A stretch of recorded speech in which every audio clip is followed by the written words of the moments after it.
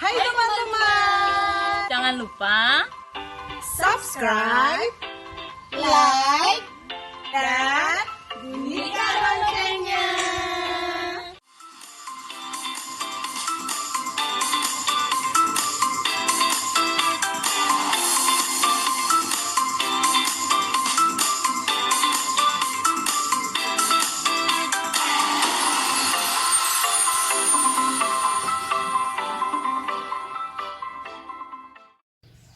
Halo teman-teman, para guru PAUD. Kali ini saya akan berbicara tentang bagaimana memanfaatkan kesempatan, bagaimana memanfaatkan tempat-tempat. Karena seperti teman-teman lihat, ya pasti para guru tahu ini bahwa selama masa pandemi kita hampir melupakan tempat ini, ya. Mainan-mainan, bahkan ruang-ruang yang biasanya ramai dengan anak-anak sekarang jadi terpaksa dikosongkan, ya. Nah, saya akan mengajak teman-teman untuk melihat bagaimana perubahan dan bagaimana guru-guru di Mutiara Ibu mengupayakan sesuatu karena ada banyak tempat yang terpaksa dikosongkan dari anak-anak. Teman-teman lihat di sini ada sawi, di bawah tempat main panjat, ya. Di pasir yang biasanya untuk bermain anak-anak ini ada sawi, kemudian ada kacang-kacangan. Teman-teman bisa lihat subur sekali, dan kita akan bertemu dengan halo Bu Lucy. Halo. Diganggu sebentar Bu Lucy. Oke. Kita mau ngobrol nih, kita mau sharing untuk teman-teman di luar sana. Mungkin kita boleh pindah tempat ke sana dulu ya. Yuk kita jalan teman-teman. Ini ada kacang ya Bu Lucy ya? Iya, kacang tanah. Ada kacang tanah atau kacang brol. Ada macem-macem. Nah Bu Lucy, saya pengen tahu nih. Yang minta Bu Lucy seperti ini nih sebenarnya. Ini ide teman-teman semua untuk menghijaukan area sekolah. Karena dipakai untuk bermain Iya. anak-anak. Iya. Oke. Lalu bagaimana supaya dapat bibit-bibitnya ini Bu Lucy? Saya mau minta sama teman-teman yang punya bibit. Oh, jadi saling menyumbang. Mereka menyumbang bibit ya. Iya. Dan memang kemudian karena waktunya banyak, terutama untuk yang tidak kunjungan, yang tidak melakukan aktivitas yang berkaitan dengan anak-anak, teman-teman banyak yang dilibatkan untuk bercocok tanam. Sepertinya menarik sekali Bu Lucy. Ada apa saja yang ditanam di tempat mainan anak ini Bu Lucy? Ini sawinya teman-teman, coba lihat. Sawinya sudah. Itu sawi putih, Bu. Ini sawi putih. Iya. Iya. Boleh nggak diceritakan bagaimana kok bisa pasir yang tadinya buat mainan anak jadi bisa kebun seperti ini? Ide awalnya itu bagaimana? Kemarin ada masukan dari Pak Tris. Bu Lucy, saya bawakan biji kacang tanah, coba ditanam di pasir.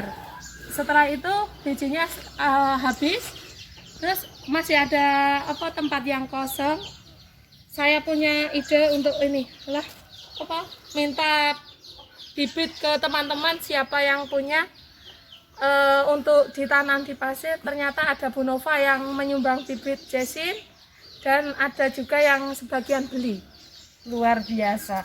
Sekarang pertanyaan saya Bu Lucy, ini kan kita kegiatannya masih jalan ya, ada home visit, bahkan sekarang sudah ada satu anak datang ke sekolah didampingi satu guru. Artinya kita memang aktivitas pembelajaran berjalan normal.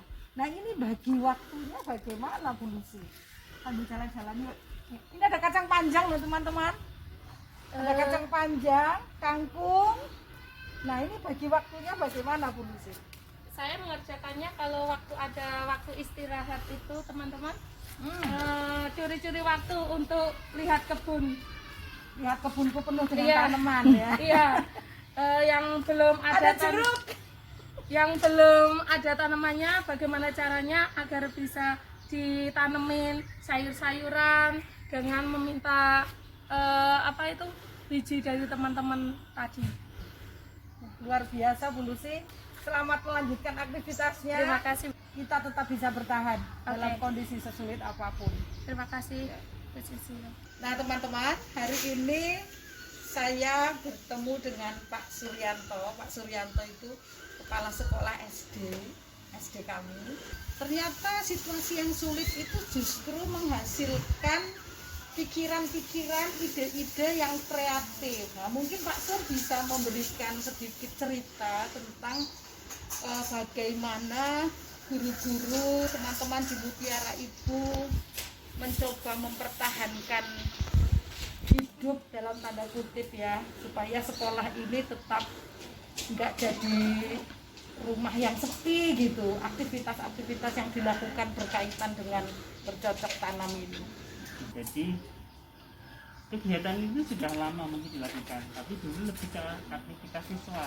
Oh Iya. iya, ada berkebun tapi yang mengerjakan anak-anak. Iya betul. Oke. Cara bertahannya bagaimana? Nah, sekolah punya banyak spot ya, mungkin nanti tadi sudah disampaikan Bu Sisil ada tanam kacang dan Iya, sebagainya. betul. Kita memanfaatkan lahan sekecil apapun itu, kalau ada peluang ditanami, maka guru-guru diajak untuk menanam.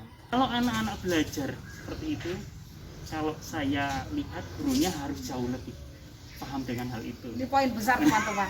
Ternyata kami kan basisnya project teman-teman, terutama SD ya, dan SMP.